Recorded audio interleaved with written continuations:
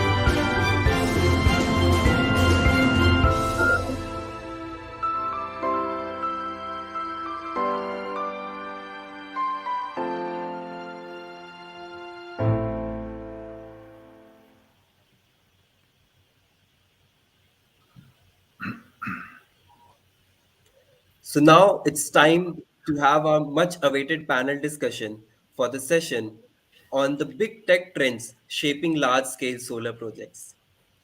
In the esteemed panel, we have Dr. Raed Bakrat, Chief Development Officer, Alternative Energy Projects, who is also the moderator for the session.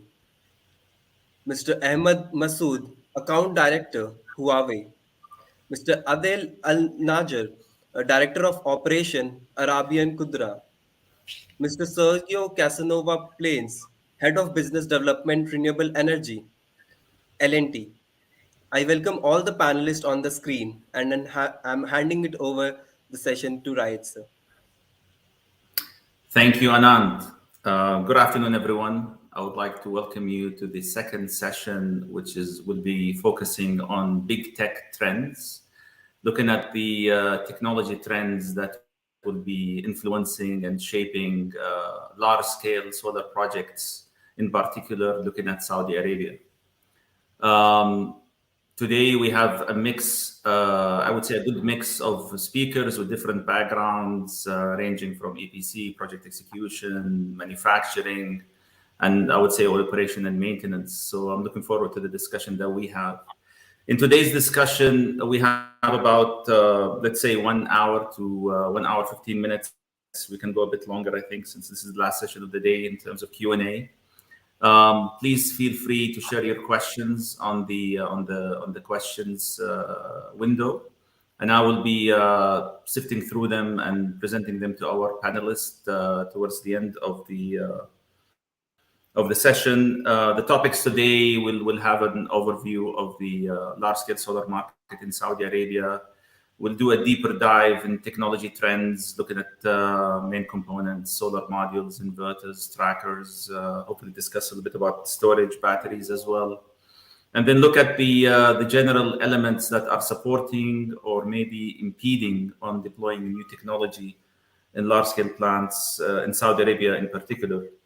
And we'll close with some discussions on digitalization, automation, software tools that are enabling developers and EPCs to achieve their targets, and maybe have an open view on what large-scale solar power plants would look like in Saudi Arabia in the next 5 to 10 years. I mean, with that, I would like just to follow up. I managed to catch the end of the first session. I think we had a very good discussion about the general project development business side of things for solar power plants in Saudi Arabia. Saudi Arabia, as you know, has made very strong announcements regarding their energy transition and their sustainability targets. We have Saudi Arabia, which is an old oil and gas country, announcing a net zero carbon target by 2060.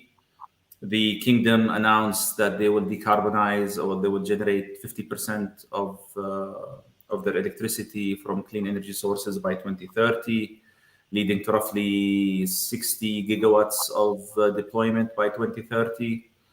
The kingdom also announced other initiatives like the green initiative, looking at planting trees and growing forests as carbon sinks in the Middle East and in Saudi Arabia.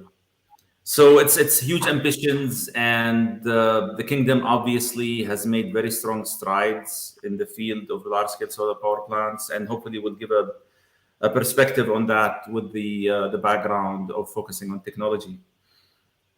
I would like to start by opening it up maybe to our speakers to provide maybe a bit of your own perspective on the Saudi market. How long have you been engaged, or how have you seen the Saudi market evolve in the last few years? And maybe while you do that, give us a perspective on or some more information about your role in the organization and the entity that you're presenting and their involvement in the Saudi market.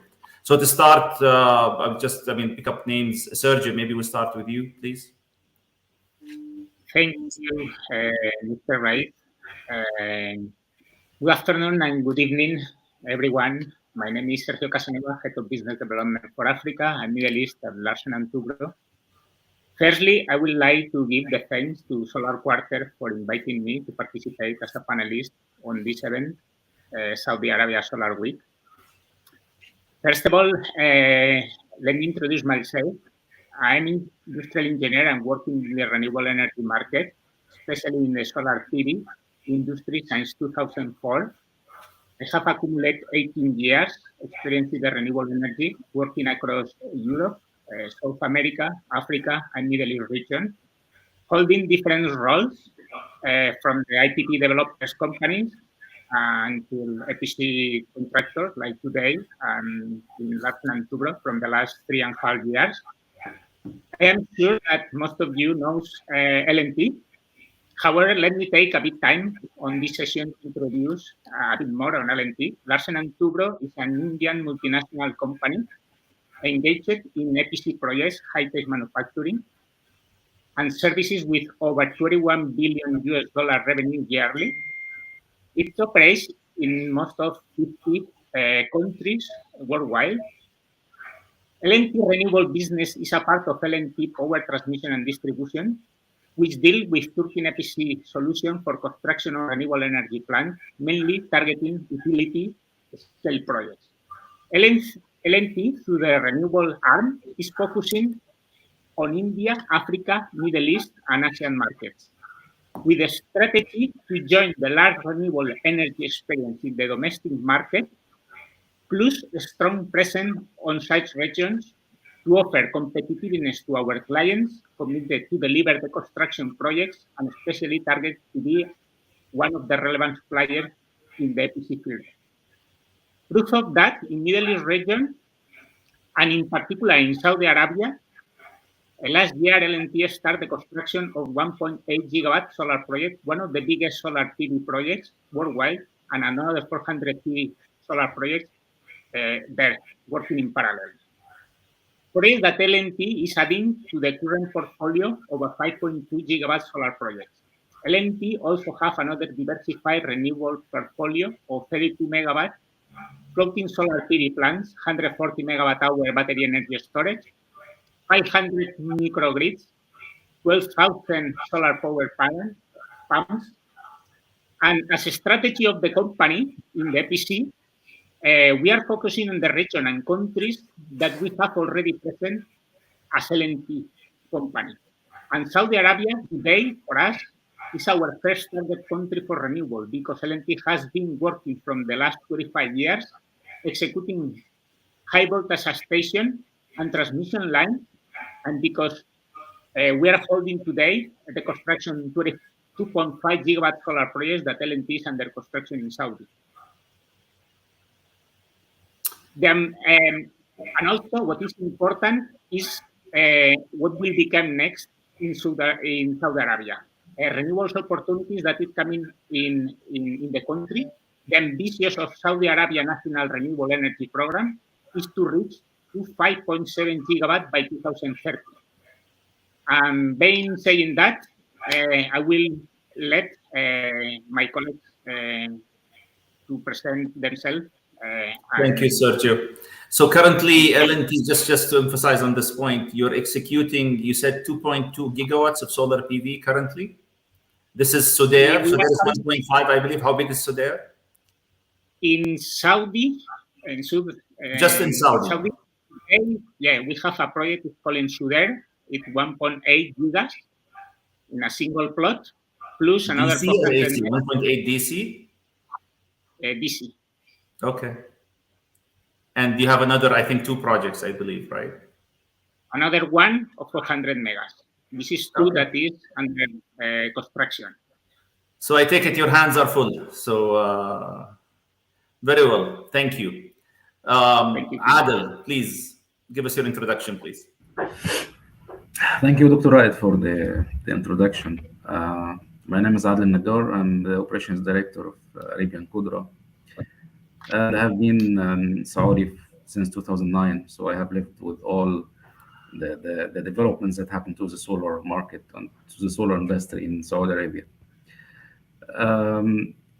If I want to describe Arabian Qudra in one sentence, I would say that Arabian Qudra is a market leader in solar EPC and energy efficiency for C&I. Our story with the solar started in 2016 when we established the solar division with a vision to be a leader that is having the full in-house capability to execute solar projects on turnkey basis locally. Since 2016 till today, we were able to deliver highest quality PV plants to the Middle East market. We did projects in Saudi, we did projects in Egypt, in Bahrain, and Sudan. And in 2018, we started another business unit to be in line with the Vision 2030, which is the energy efficiency business unit. With this, we're one of the first Saudi companies that was certified as ISCO by SEEC. 21 were upgraded to Tier A ISCO by Turkey. We are proud that we are, are supporting the Vision 2030, playing a role in cutting the carbon emissions and in making the life healthier and greener in Saudi Arabia. On the other hand, yes, we are focusing on C&I, but on the other hand, we are also taking a role in utility scale. We are not a full EPC, but we do services for utility scale projects.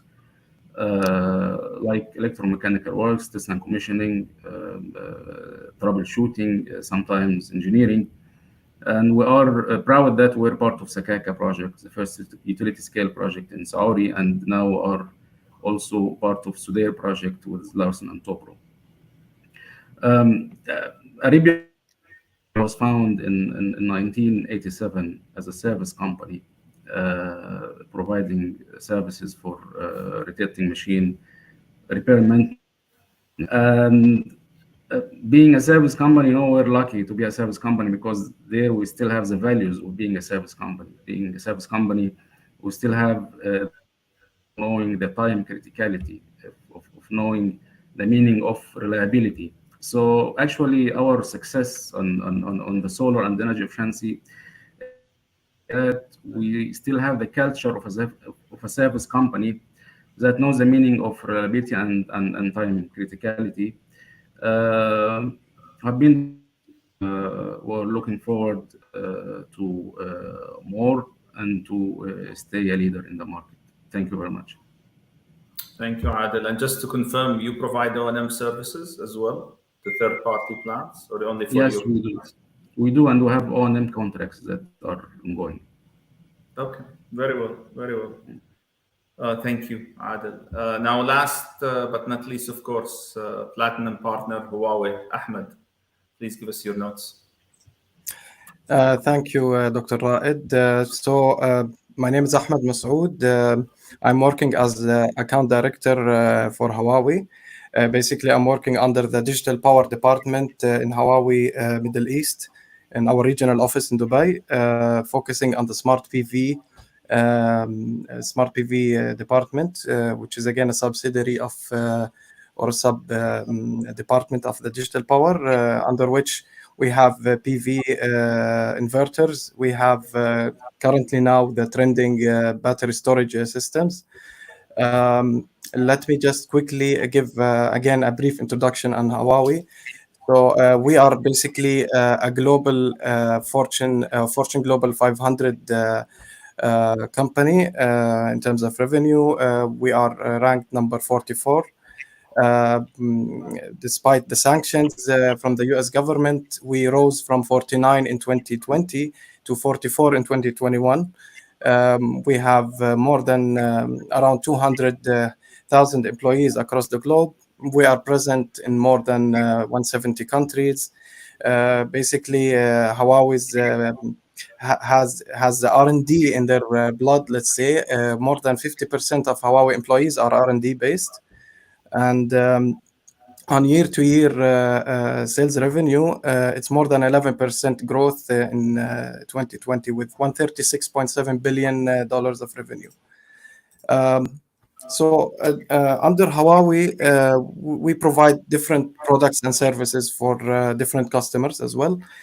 We have our consumer business, for example, as you are all aware. We have our smartphones, our laptops, our tablets, and we have our carrier business, which is the most, let's say, powerful from Huawei, which has the 5G networks and telecommunication towers. We have enterprise businesses, which mainly focus on government, industry, and other customers like smart campuses, etc. And we have the recently, let's say, established department, which is digital power. It was formed last year in June, under which there is smart PV, site power, data center, M-Power, which is basically EV business, and embedded and integrated power devices. Just to give a quick summary of Huawei's, let's say, business in solar PV. So initially, Huawei started its PV business as the Fusion Solar One. That was in 2014. It was at that time Huawei was supporting, let's say, 1,100 voltage systems at that time. And that was the introduction of string inverter, let's say, with multiple MPPTs. And since then, Huawei has been promoting and marketing its string inverter, dominating multiple markets. More than 200 gigawatts of PV was shipped into cumulative, let's say, since the launch until last year. And let's say our market share is almost more than 40% in inverter business across the globe. And okay, so this is basically Huawei in terms of inverters. Now, just speaking a little bit about Huawei's presence in Saudi. So Huawei has been in Saudi Arabia for more than 20 years, supporting let's say the directives and initiatives in by the Saudi government, especially focusing on the Vision 2030. We have won the, let's say, the first utility scale projects under the Rooftop program, which is Sakaka. All the inverters were supplied by Huawei, which was operational in 2019. And now we have recently, as my colleague mentioned in earlier session, we have been awarded the Red Sea project, which has a scope of 400 megawatts PV plus 1.3 gigawatt hour of battery storage, making it the biggest battery storage plant in the world. Actually, it was 6 times more bigger than the other, let's say, battery storage plant. So in Saudi, we've been supporting the ministry. We've been supporting financials like Riyadh Bank, NCB Bank. We've been supporting the medical sector, also the Ministry of Health, Education, Ministry of Education, smart cities like NEOM. In fact, we have been awarded multiple scopes in NEOM. We have smart campus, 5G networks, and data center facility was awarded as well. And of course, we have been supporting our energy partners like Saudi Electricity Company, Saudi Aramco, and also Aqua Power, with which we have the Sakaka project and the Red Sea project. This is in general, and yeah, I think this is a quick Yeah. brief. The Red Sea project, is that the one that's with storage? Correct. It's a large microgrid. I think you guys are Exactly. supplying It's microgrid project, which has its own grid. It's let's say one of the mega projects by PIF. How big is the system? I mean, it's good to get into some details on, but just briefly now, how big is the system? Yeah. In terms So of storage and solar PV wise, it is a 400 megawatt project. And battery wise, it is 1,300 megawatt hours of battery storage. It's a 0.1 C, let's say, battery configuration. so it's So around the 3.5 hours or something like that. correct. Yeah. 400 megawatts. It's probably one of the largest. It's the largest in the region for sure, but one of the largest in the world even. It is the largest in the world. In fact, it is biggest It is than the largest. in the US. When is it planned to come online? So actually now it's under execution. Delivery is expected to happen with execution, let's say, and installation by end of this year. Let's say beginning of next year, you can say. Wow, impressive. Yes. So Huawei, just to be clear, Huawei is providing the complete battery storage system in this project. Not only the battery containers, it's also providing the PCS, the BMS, and also the STS, as we call it, which is transformer stations as well. So it's like a complete end-to-end solution of battery storage system. Okay. I would like to make a note to our audience as well to share their questions in the chat box or the Q&A box. I see a lot of introduction, which is good. And if anyone has any specific questions, a specific speaker about even the commercial projects, please present the question. I cannot guarantee an answer, but at least anyone can ask whatever question they feel like. So let's dive into it. I mean, we're looking at technology trends shaping large scale. The main component, I keep calling it the only component making energy in a solar power plant, which is obviously the solar panel. I mean, I'm one of the people, probably a few people in this session that I recall prices of $3 per watt just for the panel alone, let alone the system, and efficiencies of 12 to 13% polysilicon. And looking at that to where we are today, when people, raise their eyebrows if the price is above 25 cents. I mean, now it's closer to 28 cents, 29 cents per watt. And the massive improvements in, I would say, in everything: quality, efficiency, reliability. We've come a long way. So I would like maybe us as a panel, and there is no specific, I mean, Sergio can start if you like, but how do you see the technology evolution, looking at only PV panels, and and this is general, it's not specific to Saudi Arabia. We'll try to tie to Saudi Arabia, I think, but let's keep it general for now. And the same thing, I mean, you can make comments on that, Adil and Ahmed. But looking at PV modules, how do you see the evolution of PV panels over the last 4 years, and what is the market trend as well moving forward? Talk about technology, even talk about pricing. Go ahead, Sergio. Thank you very much, Dr. Wright, for the question. Yeah, as module is the key in the solar plant, is the most expensive component.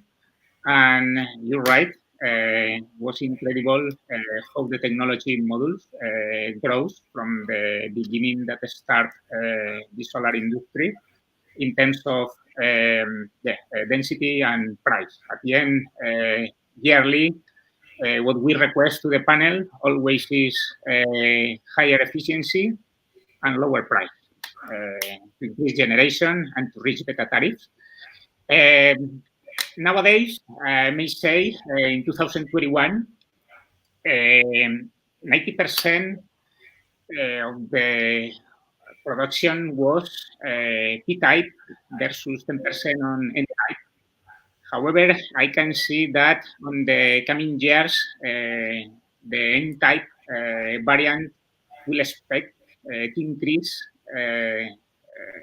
mainly because the advantage that, let's say, this kind of N-type has versus the P-type. This is, I would like to mention 3 or 4 advantages between one another, and this is what we can understand what will be growth, the N-type versus the P-type. One of the main reasons would be the higher cell efficiency. We're speaking in the range of 28% efficiency limits. And top core cells has been higher cell efficiency, much better than the pair cells that was in the current technology that we have now. Also, lower degradation. The N-type will have in the first year 1% less, and then will degrade linearly. Then it's important also for this region, the lower operation temperature versus N-type to P-type. That will be a bit lower, and especially on that, for example, Saudi and here in the region, temperature will be a factor key to increase the generation, while this to have less losses. And also another advantage will be the bankability, the bifaciability that could be in the range of 5-50% higher than the P-type bifacial.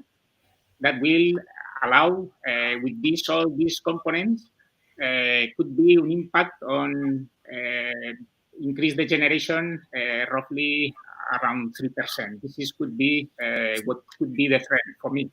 It's every time it's bringing new technologies, coming with a higher price, but came with a higher generation. As long as massive production is there,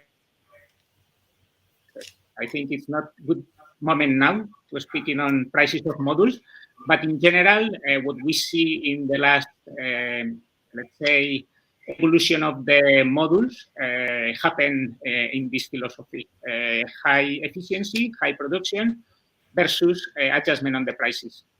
Very well. Very well. LOC for the projects. So, I mean, just to follow up on that, Sergio, I mean, like you said, I mean, the life of module suppliers is not easy because you're talking about 2 contradictions. One, reducing cost of manufacturing while at the same time increasing efficiency, which obviously they're very hard to combine.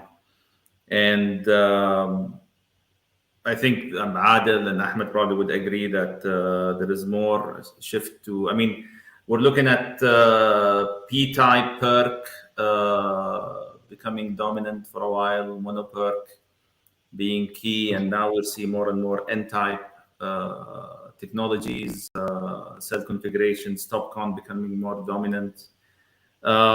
We don't have any module supplier representatives, so we're free to say whatever we want about module suppliers. So in this panel, but clearly you have 4 or 5 names that are controlling the whole technology roadmap for modules, and they're managing that obviously very well. It's very expensive to introduce any change to your manufacturing.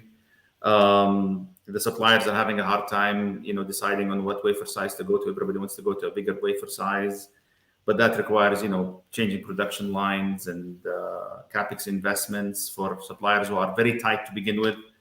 The EPCs, are asking for cheaper and cheaper modules and higher efficiency, which obviously comes at a cost. But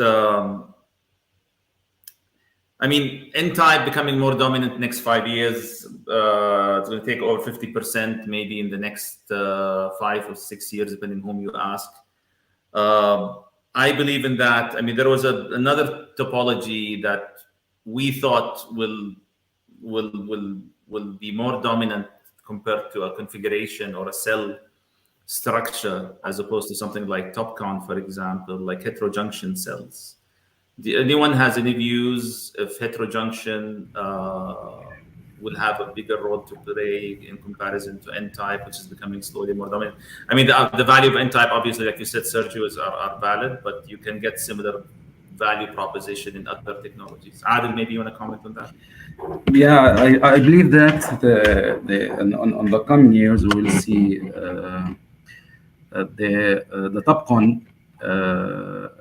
taking a big market share for one reason, which is that um, suppliers or manufacturers can still make use of the existing production lines. But there will be no much investment needed to change from P-type to N-type Topcon. The heterojunction will need a lot of modification or will need new production lines. For the heterojunction production cost itself will be higher, and in the same time, it will not be able to compete with the Topcon. I think the biggest market share in the coming few years will be for the N-type Topcon, as confirmed by manufacturers. Okay. There is one advantage for the Topcon, which is the thermal coefficient. It has a lower thermal coefficient compared to heterojunction, which makes it ideal for our area because we're in hot region. Uh, because also to have better efficiency. If a better efficiency will result in better or lower cost of cabling, lower cost of trackers, lower cost of even construction. I believe from an EPC point of view that the biggest manufacturer will be going toward Topcon in the next few years. The heterojunction will need some time. True. I think that makes sense. I think the cost point for heterojunction is already starting higher than Topcon Yeah. N-type. And I mean, one of the main advantages, I think Sergio mentioned that the improved bifaciality on N-type Topcon modules and cells. Are there any large scale? I'm trying to remember. Is there any utility scale project that's running in Saudi that's bifacial single axis? Sakaka was single axis, but was it bifacial as well? No, it was not. It was Okay. polysilicon panels. Yes. Are there any active projects being constructed or operational that have bifacial modules in Saudi? You guys know Jeddah of? is under construction by last October, and it will be bifacial. Which one? Jeddah project. Okay. Yeah, So yeah. there is not bifacial? I think so there also. So, I mean, so there will be probably the largest bifacial single axis tracking power plant in the world for a short period of time at least. So, how do you see bifacial modules becoming the trend? Is it going to be every project we see from Repto, for example, round 2 onwards will be bifacial single axis as a node? How do you see that as an EPC or as a supplier, Ahmed or Sergio?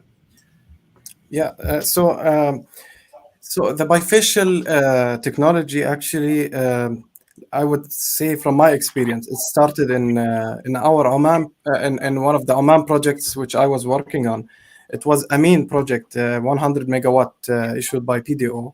At that time, there was some debate internally, like whether the bifacial module price versus its, let's say, additional benefit of extra gain, is it going to let's say replace the advantage of having at that time we were discussing still polysilicon or polyperc.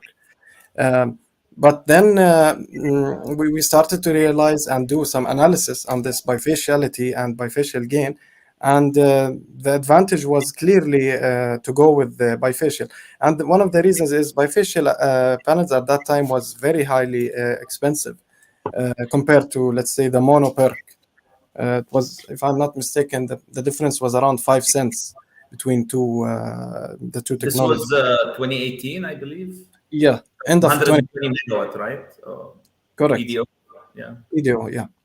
But then slowly, the gap between let's say, the bifacial and the monofacial was narrowing, and the advantage was bigger, realizing that, I mean, depending on the geography, of course, how much you could get out of the bifacial panels. But obviously, it was an advantage to go with bifacial. And in fact, the first project in the region, I think, is EBRI 2 project, which utilizes N-type bifacial modules. And that project was showing a significant, let's say, increase in generation versus versus mono, let's say, monocrystalline. Sorry, I mean monofacial panels. The advantage was more than 10% on a desktop review we did, in addition to some tests outside.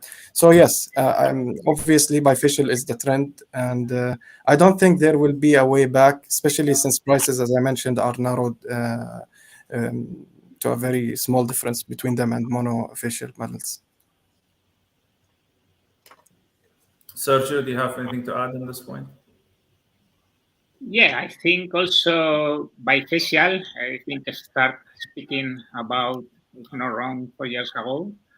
And at that time, all market knows that was a plus on the generation. And generation also, it's one of the key points to drop or to reach the best low tariff on the projects. That was there, and from there, the question mark at the beginning, it's that we will link also in the bankability of the products. But it was the bankability of the bifacial. This is what was testing in some projects, and from there was true that generation go up. From the perspective of the price, that's true that at the beginning it was expensive because all the new technologies came in the market in this way. But the way to produce bifacial or monofacial at the end is use two layers in the front and the back. No was too much different on the manufacture point of view. Then this is what in the years reached a similar price to be in go to monofacial or to bifacial. This is why I agree on the trend that on the coming projects and also especially on the region, we need to understand what is the kind of soil. But as long as it's a reflection there, it's a tracker there, it will be a higher generation. I believe that in the coming years, the bifacial will stay there. So I think it's fair to say, as a technology trend for large-scale solar projects in Saudi Arabia, to see more and more not only bifacial single-axis tracking, but more and more N-type TOPCon topologies becoming more and more dominant. I mean, module suppliers, I mean, this is my own personal opinion. I think they're recovering some of the losses they've had before. They're enjoying a very decent price point, although they argue otherwise. But the general trend, I mean, is to really, as you know, PV price per watt is always coming down. There might be some slight correction, but the trend, I always say price of PV is going down and the average temperature for the climate is going up. So this is the divergence between the two. You've mentioned, Ahmed, you've mentioned EBRI, which is at the time, I mean, I was part of that project to some extent. We couldn't even find the volume. Bifacial modules N-type, it was module suppliers were just beginning to ramp up. And EBRI had utilized, which was very new at the time, other people are considering right now. I don't know if you guys are applying this right now in your projects, in Jeddah, for example, or in the project with PIF. But I mean, doing correction to boost albedo. I want to hear your opinion about this measure. Some owners are taking the risk. EPCs are following the command from the owner and trying to correct the albedo and boost it to 70, 80%.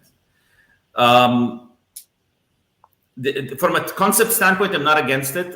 Obviously, you increase the albedo reflection, they'll have better yield. You might, jump the 10% added energy that Ahmed mentioned compared to standard bifacial without land correction or monofacial single axis. But what's your view on that? What's your view on that from a stress to the modules? The inverter, talking about much higher currents. I don't know if the modules has seen such continuous loading factors. What about the maintaining the sheet that's applied? If you want to comment on this point, please. Okay. So albedo correction, albedo correction exercise was something actually very interesting for us to do while I was in Aqua Power. Sorry, I didn't mention that, but I was also a part of the business development team in Aqua Power before I joined Huawei. So the topic was interesting because, again, as I mentioned, the benefit which was showing through our desktop studies was significant. But we had to validate it through a proper pilot, let's say, plant and testing. We have shortlisted multiple options. We had to brainstorm ideas of how to increase albedo of the Oman project, especially since Oman has a darker, let's say, ground than let's say Saudi. In Saudi, the natural albedo is in the range of 40%, but in Oman it was not going above, let's say, 25% at max. So we had to find a way to boost it significantly because you are installing a PV module which has a bifaciality strength. Why not utilize it to its max? So we tested multiple materials, of course, showing the different risks of, let's say, installing this material and operating the, let's say, O&M part of it, like cleaning it, how to make sure that it doesn't degrade with time. That was a very, very extensive exercise, actually. So I would say even EPC was kind of surprised about this new concept, but we had to support them heavily because, again, it is a risk. It is a risk, but it has its advantages. So such a risk required us to work closely with EPC. We had to instruct him. We had to be reasonable, let's say, in the assumptions, and we had to find the good supplier. This is one of the key points. For example, if we find X material, Y material, that's good. But in this X material, how many vendors did we find which is very, let's say, trusted, and who could offer the best guarantees in terms of product guarantee and performance guarantee? So that wasn't easy, but finally we could get a good warranty from one of the suppliers, and we just negotiated with them and we passed it to the EPC. So we did most of this work for EPC at that time because it was, again, a new concept. The operation of it is still a challenge, I would say, but yeah, it's a new concept which will hopefully be matured in the future. But the benefit of it is significant. As you mentioned, it's around 10% when applying it against not applying it, and using the same bifacial panel, which means it's even more. It's around 15 to 17% when it is compared to monofacial against bifacial. Adel, what's your view on this? What about the increased stress level on the module and the inverter? I mean, it's a developer risk. It's not an EPC risk. I understand that. I mean, the developer would. This is not something that the EPC decides on. But what's your honest opinion about this? And also, we'll hear from Sergio as well. Go ahead, Adel.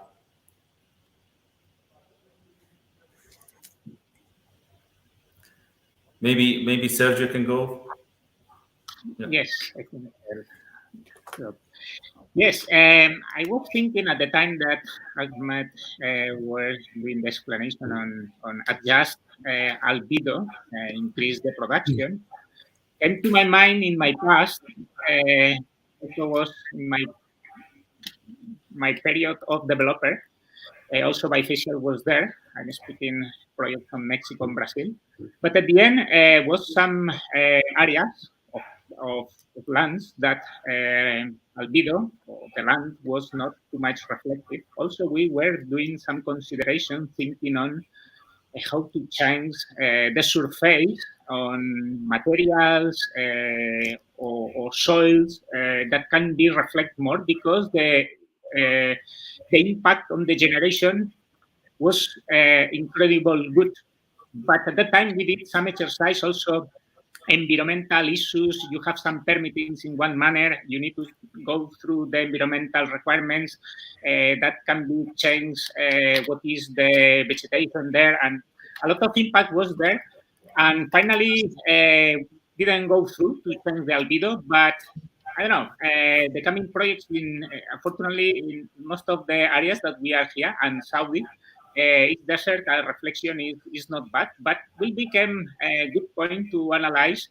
I don't know, bringing some material more reflective, generation will increase. This is something like will be benefit also on the generation. This is my view. Are you working on any projects today in Saudi which will require albedo correction, Sergio? We are on our side so far. I know we are not changing the let's say the land conditions to get more reflection in the projects that we are executing. Adel, I don't know, we've lost you for a second. What's your view on land correction for bifacial modules? I think it will depend on a cost benefit analysis. For example, for a project like Sudair, 1.8 gigawatt, we have to analyze how much will it cost to change the albedo and what will be the gain. Especially here in Saudi, the albedo is, as Ahmed said, it's between 40 to 50%. It depends on how much are we going to spend to change the albedo and how much are we going to gain. But I don't think it's from my experience.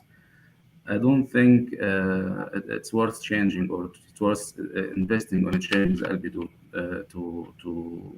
to gain some more output. But again, it will depend on the cost benefit analysis.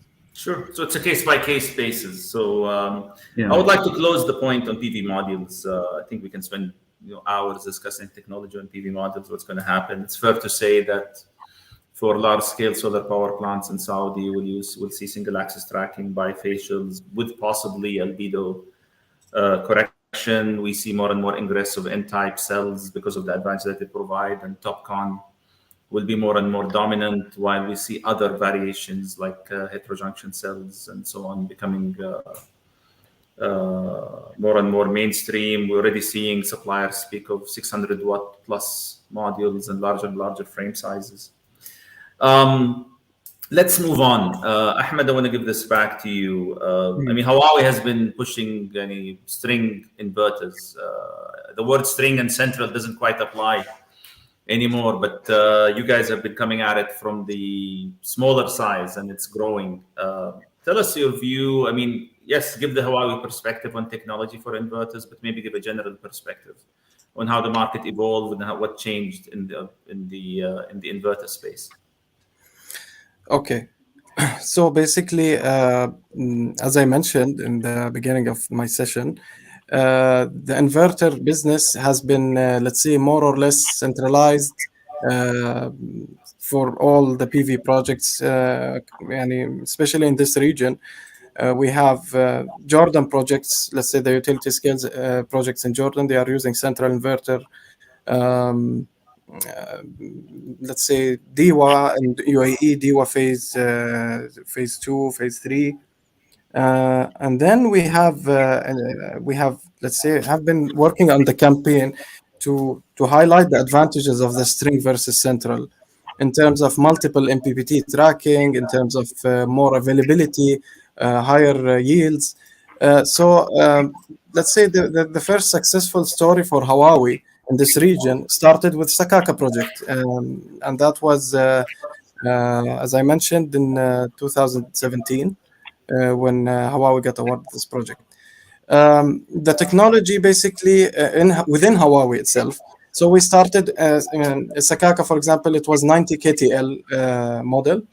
And then slowly we are increasing our capacity. We reached 185 KTL, which is a 9 MPPT inverter supporting 26 amperes. This model was used, by the way, in DIWA 4, which is developed by Aqua Power under the name Noor Energy. So Huawei supplied the inverter and the STS, the transformer for this project.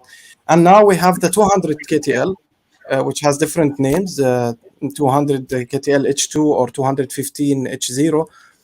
Basically, it is an improved, let's say, more modified from the inside. The topology is a little bit enhanced. And now going forward, we have, let's say, a higher current inverter, which supports higher current modules. We have within end of this year and next year, we are having our new solution, which is called 8.0. It basically supports it's let's say it's based on double polarity architecture. It has 1500 volts plus minus, which is basically around 3000 volts. And this is interesting. This inverter has a capacity of 345 MVA, kVA. This will be very helpful in terms of saving on BOS. We have done extensive analysis for different projects, like we are working on NEOM, we are working on, now we have new project like Amala in Saudi Arabia. So we have improved, let's say, the electronic parts of the inverter in order to support much better the grid in terms of short circuit ratio. For example, now it's supporting more than 1.2 short circuit ratio. Earlier it was 1.5 in our earlier models. So we are more moving towards from grid tied, let's say, to more of a grid forming inverter solution. So can you give a little bit more insight? I've heard about the upcoming 8.0 interesting name topology. I mean, I'll describe it and correct my ignorance if this is not right. I mean, I imagine there is a gigawatt solar power plant, and you have a plus 1500, minus 1500. You have 3 kV running around the plant with a neutral in between or a ground in between, and you are taking strings, multiple strings, and putting them into DC-DC converter. So combiner box is a DC-DC converter boosting to this 1500 volt plus or minus. So if 500 MVA or 500 megawatt will be on 0 to 15 plus 1500, the other one will be on 0 to minus.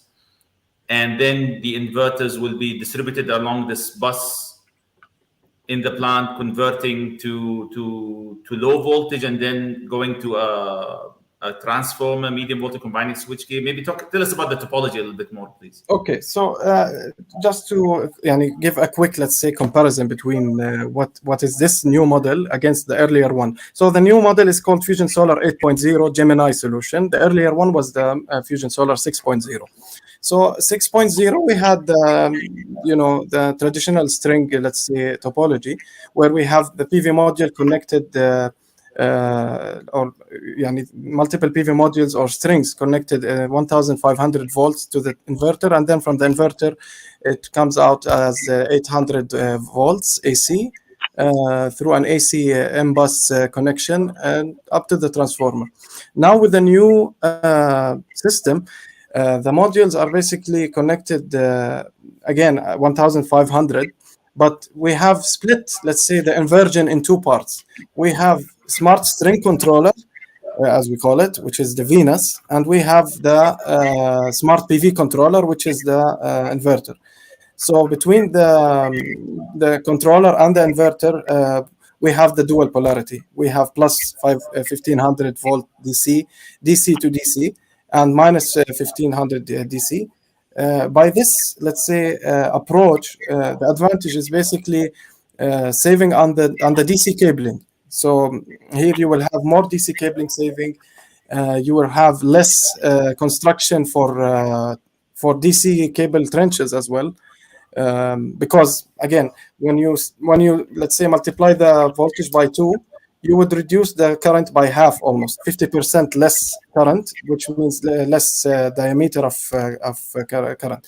So this means less BOS saving in the end, of around from 1.4 to 2 cents. It depends on the project, details. And what is the MPPT in this case? What is the maximum power point tracking? Is it still in the inverter, or is it in the smart string control that you're talking about? Actually, it's a good question. Here we have 2-level MPPT control. So you can have it in the smart string controller as well as in the smart PV. So that's let's say that's the advantage against a traditional central solution, which more or less, so the central is strings into the strings coming to the smart control box, combiner box, and then going to the inverter. But here we have the multi-MPPT also on the smart string controller itself. And one more thing is Huawei is launching its battery storage systems, which is compatible with this solution. So you can basically just take it to the transformer, or also make a DC coupling, take it to the battery storage container. So that's the flexibility, let's say, we are having on our new We'll model. talk about storage in a second. Yeah. So, I mean, from your perspective, you're seeing, I want to use the word string inverters becoming more and more higher in power conversion capacity. Yes. And you're seeing the functionality changing. So the string inverter is no longer a standalone device. It could be other power conditioning electronics before that. Correct. And you're seeing more and more 3 kV becoming, or plus minus 1500 volt becoming the standard for large scale. Yes, power from plants. Huawei's perspective, this is the new innovation solution, let's say. What is the largest power inverter that you have currently in terms of roadmap? Now, the one which is now, let's say, in the market, we have the 200 KTL, but we will have somewhere also this year around 250 KTL. And this model, which I was explaining, the 8.0, is 345 KTL. This is coming, let's say, I would say, commercialized by end of this year. So a silly question to Huawei: central inverters are dead? With this new model, I believe it will. I don't want to say it will be dead, but because this is taking the advantage of string, and I would say the disadvantage of central. So it's taking, it's going to. I think it will make the central from history, hopefully. Okay. Adil, what do you think? Inverters. I think, looking back to the history, and with the first generation, we used to have a 250 kilowatt central inverter. I remember in Chaos project, the inverters were central inverter, and each one was 250. And we used to have something called inverter room, air conditioned. So, doctor, you have seen it yourself. Yeah. Today we have string inverters that are 250 kilowatt to be installed outdoor without a need for air conditioning, without a need for any special room or anything. And I'm a fan of string inverters. I was in Sakaka. I installed the string inverters there. We installed them in one of our projects in Egypt. So in terms of reliability, in terms of cost optimization related to even installation, in terms of BOS, and in terms even of the number of man hours needed for the installation, I'm a big fan of string inverters, and I believe that they are going to rule very soon. This is in a nutshell my view. Sergio, are you a fan of string inverters as well? Large string inverters? We should use a different word than string. I don't know what we use, but yeah. Let me share my view. Okay, I think it's for at the beginning, start on string inverters. From there, we're growing. Appears the central inverters. It was at times also will become string inverters also in the large scale projects. We need to understand that. Think it are advantage on the string is, for example, in the OPEX or maybe in generation versus the central inverters, and maybe central inverters advantage on the capex. But at the end, what is important to say that both technologies are growing in this market in order to be competitive, to bring new solutions to developers and to the market in order to every time to be more difficult to choose one versus other. This is why today we can see in utility scale there are projects that we already mentioned that was with strings and other with central. I think it's more on the competitive of the project or the type of the project and who choose one another. I believe that the race will keep going. I will not, I don't know, I may say that one will go and advance another. I will believe that both technologies will keep surviving on for utility scale projects. This is at least my view, and this is what happened from the past. I mean, just if I may just to add to this, it's very interesting. I mean, to me, the part I struggle with, we're still converting sunshine with cells that are, I don't know, 6-7 watts each, and we're converting it to gigawatt scale, and it becomes a tedious process to try to take a small scale solution. I mean, the solar power plant configuration in of itself hasn't changed. The 5 kilowatt you have on the roof of your house, it's pretty much still in a general sense the same way we're building a gigawatt plant. And you always wonder if there is something better that can be done, especially when we see 1 cent tariff. I mean, obviously, I mean, string inverters have come a long way, and now they're closer to what used to be, like Adel said, the power rating of a central inverter. It's very interesting to see the reliability of these components and the ease of maintenance that's happening to them, the functionalities. I think central inverters at some point, big suppliers like SMA were looking at doing islands of 20 megawatts, trying to go the other way. They come at it from a bigger side. And I tend to think there has to be an intermediate solution. I mean, every case is different, obviously, but there has to be an intermediate solution. I mean, I believe in DC bus going around the plant. It's very easy to run 2 main cables and cover them on a very large area. AC cabling is still eliminating that or minimizing it. I think has value. And then change combiner boxes to DC-DC converters. Take out the MMPT from the central inverter or the inverter connecting to the grid. Put that next to the module in combiner boxes. Regulate to a constant DC bus. And call that string inverter. It's a DC-DC converter. It's not an inverter. But then take that bus to a 30 MVA island. I mean, industrial drives, which were long before the existence of solar inverters, have been doing medium voltage conversion since the 80s. Early 90s. And when solar goes to 1500 volt, this is nothing new. The industry has been doing this. I'm talking about heavy mining, transportation, the industry that, motor drives. If you take that regulated bus to a 25 MVA inverter that's only converting DC to AC, that's an amazing topology. And there could be redundancy involved. Anyways, not to be late or to bewilder too much over this point, it's very interesting what's happening on the inverter side. And 6 years ago, I would never imagine considering string inverters for a large-scale utility-scale power plant.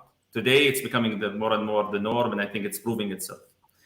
So that's a trend I think that we'll continue to see. I want to cover a few other points.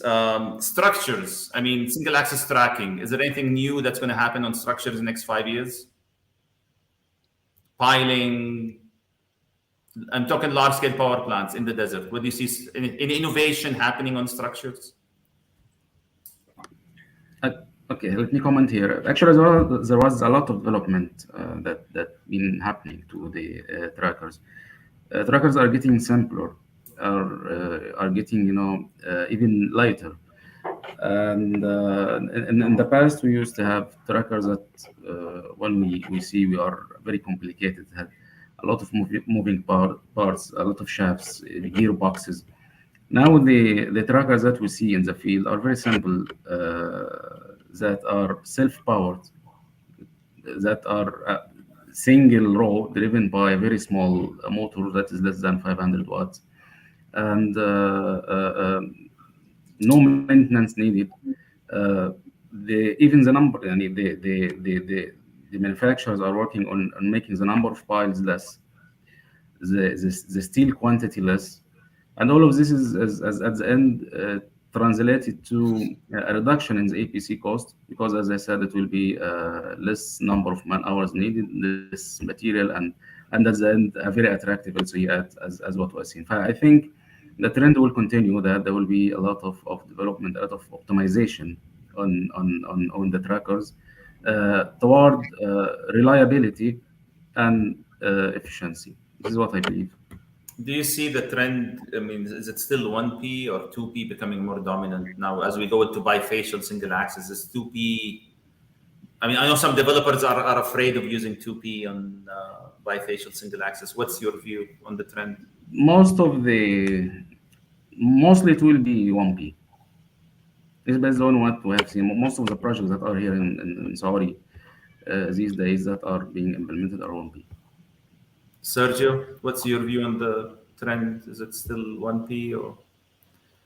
Okay, let's come on the structure, which you mentioned. Focus on tracker before that. On this region, it makes sense that radiation is high and nobody, I think today, is considered a fixed structure. This is something like on tracker system we will keep as a trend. Speaking of which kind of tracker, we can find from monoline, dual, or multi-row. I may say that depends of let's say the plot or the kind of terrain that you will find. If it's regular, irregular, healing or not. Maybe you can choose from one monoline or a multi-row tracker. Coming back on the partiality, 2P, we can understand that yeah, there are space that will get less shadow there. And when we picture that, that is fine. That on 1P and monoline, I think that it's quite good results in general on what is happening on the projects in the region. And this is, if we can say, trends in future, for sure that tracker is another good component, an important component, and all the tracker manufacturers every day are improving, as said Adele, reduce maintenance and try to how adjust to generate more. And this is my view on the tracker point. Agreed, agreed. So we continue to see improvements in single axis tracking, reliability, and hopefully a cost point that's going to be, more supportive of lower LCOEs. Briefly, storage. Ahmed, tell us about storage. How do you see storage evolving? Is it still lithium ion, the dominant technology of choice for large-scale solar power plants? Are there other chemistries, or we see mechanical gravity? I would call them niche. It's in many ways niche type storage technologies, but still let's maybe a little bit more about storage, Ahmed, and we'll then move into another topic. Yes, please. Okay, so storage is, let's say, now with the multiple PV plants injected to the grid, and they are not small plants. They are almost gigawatt plants. We are talking now. So we're talking, in Dubai, for example, we have, or in UAE, and we have Al Dhafra, we have DIWA 5, which is around 1 giga almost. So with all these implementation and installation in the grid, this is, let's say, I wouldn't say the grid is not ready. It is ready, but we are not talking now. We are talking, let's say, in 5, 6, 7 years down the road. That additional PV, let's say, plants in the grid will impose a challenge in terms of grid stability, and let's say the short circuit ratio will be not supporting, let's say, implementing more PV. So for that, two things. Huawei inverters, the new one, the latest models, they support as low as 1.2 short circuit ratio. Again, acting more of a grid forming inverters than grid following. Secondly, here comes let's say the need of having a battery storage system as one of the applications to stabilize the grid, firstly. And secondly, especially in Saudi, we have very generous more than 8 hours a day of sunshine, which can be utilized for solar, but why not use it in the other off-peak hours as well? So, in line with the Vision 2030 and reaching the net zero by 2060, I think there will be a need to have a full day of energy from PV and storage. So in order to not depend anymore on oil-based plants and gas plants, there should be a way to utilize the full potential of the sun. And then here comes the storage part, the importance of storage part. So in Huawei, as I mentioned, we have a product line for different scales. We have for residential, starting from 5 kilowatt, 5 kilowatt hour system, which is a modular system which can be multiplied by 2, 3, 4, whatever requirement is there, and up to the utility scale, which is our Luna 2000 product that is actually being used in Red Sea project now, which is basically 2 megawatt container, 20-foot container solution. And we provide, again, what technology, Ahmed, for the battery? it is using LFP lithium-ion battery cells. And you can pack 2 megawatt hours in a 20-foot container. Correct. We have 6 battery racks in each container. And in each rack, let's say we have a distributed cooling rather than central cooling. The advantage is very high in terms of temperature difference within one container is less than 5 degrees. So we have this solution. In addition, of course, to our very unique optimization levels on the battery system, we have it starting on the pack level. So each battery pack is being optimized, let's say, in order for it to match with the other state of charge of other battery pack. And also we have a rack level optimization for each rack in order to enable, let's say, organized charging, discharging of the battery system. And also we have, our, let's say, EMS system, energy management system, which controls the full battery plant. The battery in this case is DC coupled or AC coupled? In Red Sea project, we have it as AC coupling, but we also have the solution of DC coupling, which we are still, let's say, we didn't finalize it yet, but we are working on it closely to launch it. Okay. All right. I need to move to. I want to cover just a couple of points before we close. This is a quick overview what's happening in terms of technology trends, but trying to bring this back to Saudi Arabia. Maybe we have 2 EPCs with us on the panel. Adil, try to link this. You've been in the market for many years. What is different about Saudi Arabia? What are the unique aspects for the market in Saudi Arabia? And how easy it is to introduce new technologies? Are the regulatory framework supportive in Saudi Arabia? There is a topic of bankability. We talked about configurations that, large-scale power plants, they always require debt structure, obviously, and banks are super conservative in terms of accepting new technology and so on. But tell us, what makes Saudi Arabia different? How does this apply to Saudi Arabia? And then we'll hear from Sir. Actually, this is a very good question. I thank you for it. When we talk about Saudi Arabia, we talk about a very demanding market in terms of quality, in terms of HSE requirement. We talk about a very highly regulated market. Talking about product quality, for example, Saudi Arabia is today one of is the only country in Saudi that require certain requirements related to the certification of solar panels that require double IEC standard, that require extended damp heat test. It require a lot of tests that are not required in the neighboring countries. And generally, Saudi Arabia is when we talk about the construction industry, Saudi Arabia is one of the highest quality markets in the Middle East.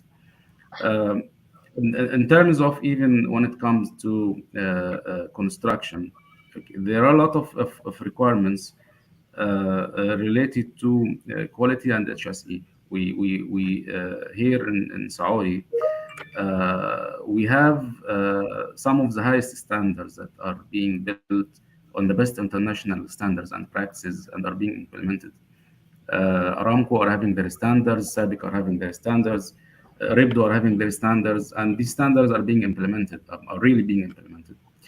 Uh, um, there is one more thing which is related also to the quality of labors. Only laborers who are having professional iqamas who are having their proper documents will be allowed to work in the Saudi projects. But this is very strict. Uh, Only high quality products can be imported to Saudi Arabia. I think What's an example on that? You're saying the market is quality driven, it's highly regulated, but at the same time, price is king, as you know. But give us an example of Saudi Arabia being more strict on technology spec, for example. for example, when we talk about solar modules, for example, okay, there are certain requirements that were drafted by and developed by RIBDO related to the testing, related to even the quality control during production. There are an extended damp heat requirement. There are an extended thermal cycling, an extended even dust testing. Uh, there is all the panels should be having certificates from a CB lab. Okay, this is not required in any other country other than Saudi Arabia. In the meanwhile, uh, and yeah, your point is very good. The price is low, but the quality requirements is high. It's a challenge, but only EPCs who are qualified, who are having the ability to optimize, who have the know-how in the Saudi market will be able to work here. Same for inverters, same for each and every equipment that need to be imported to Saudi. If they don't have the required certifications, they will not be able to. They cannot enter Saudi Arabia. But it's a very good thing that SASO and the Saudi government is protecting the markets, having it a high quality market. The organizations or the project owners are protecting them from standard point of view, standards related to the construction. And the government and the regulations of the government are protecting even the laborers and the welfare of the laborers. But yes, the Saudi market is a very highly regulated market. Yeah. I mean, one point that comes to mind here, I mean, REPDO, Saudi Arabia has the opportunity to really lead globally on large-scale solar power plants. Every project in Saudi will be 300 megawatt up. And striking the right balance between the developer risk and the regulation and the specifications needed is what we expect from REPDO to do. I mean, the government is not putting any money in REPDO projects. It's all private finance, banks, and so on. But you cannot leave the developer under the risk of the acceptance of the bank. And this is where REPDO comes in. And there is plenty of room for innovation and striking a 1 cent while still making money without taking that much risk. It's very complicated, actually, but it happens. Yeah. I want to cover a couple of points. I mean, digital solutions, I think there is a question regarding digital solutions. There are companies offering full digitalization of a power plant, so-called digital twin. And there are tools that are evolving whereby you use GIS or geospatial software to be able to lay out the plan, do the optimization of the energy, do the energy prediction, and even get into the design and get a bill of material. You can design a gigawatt plant in half a day. How do you see that evolving? And I want to move that also, call this the automation session, the automation part of our discussion about the role of drones and cleaning. I want to talk about cleaning a little bit as well. There's a point asking how do we clean automation? Actually, the automation has played a very significant role in making the solar PV plants smart and reliable. Thanks to that, we are today able to monitor each and every component in the solar PV plant. And I can say that thanks to the automation, today the PV plants are unmanned. Unmanned in meaning of that there are no more manpower required for cleaning of panels. There are no more people required for the operation. Today, from our offices, we are able to monitor, not only monitor, but to control the PV plants. We are even able to do IV cavity tracing and diagnosis. We are able to do even AL testing that was not possible before. It was only possible to be done in labs. Now we can, using drones, we can do AL testing in the field. We can do thermographic imaging at the field using drones. The automation has played a very significant role in making the solar panels smarter, more reliable, in making predicting the failures very easy, and making even sometimes you diagnose and find a solution remotely. Um, Also, it played a very significant role in making the PV plants highly adaptable in terms of grid requirements. We can easily, do active power control, reactive power control, rapid shutdown. For all of this is because of the technology advancement and automation, and because of that, we are today. I personally believe that solar power plants today is one of the most reliable electricity source when it comes to What about cleaning? What about automation in cleaning? cleaning was always a challenge, and especially in a country like Saudi Arabia. It was always a challenge. We are always subject to sandstorms, and we used to suffer in the beginning on determining the number of cycles required for cleaning per month, and determining the method of cleaning. In the beginning, we're relying on using manual cleaning with water that is desalinated using power. It also doesn't make any sense. After that, there were semi-automated systems like the brushes, the tractors. Today we have the robotic cleaning that doesn't require any manpower, and because of what we are in today. In the beginning, yeah, there were a lot of issues related to the reliability of the robots that were failing because of harsh environment here in Saudi. But today they are very reliable, and we have an example in Abu Dhabi where we have 1 gigawatt PV plant being cleaned twice a day. And if there was no robotic cleaning, this has never been possible. And they Yeah, had their issues initially, but I think they've overcome it. And the plant, it's amazing to see 1 gigawatt plant. It's 1.1 or something. You talk about Swihan, right? yes, That is dry clean, not a single drop of water. I mean, that's beautiful. exactly. Yes. Sergio, what's your view on automation in large scale power plant?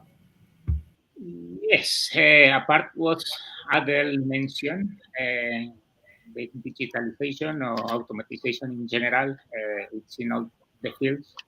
Also, it's coming in the renewable and in the solar, from the design, from maintenance, for sure. But also on the construction point of view, will become more and more imagine the way in these large scale projects to have um, this, let's say, control of the construction productivities, research, how optimize, all of that are tools that will facilitate the efficiency during construction, at the end impact on saving costs and reducing time. This is something on that important. And also automatization of the point of when I start the construction, at the end, solar projects are like very repetitive. It means like running, assembling, structure and modules. It's coming something in the market, but I don't know this is already applied in the utility scale projects. But there are some prototypes that they can do some kind of installation alone of the solar.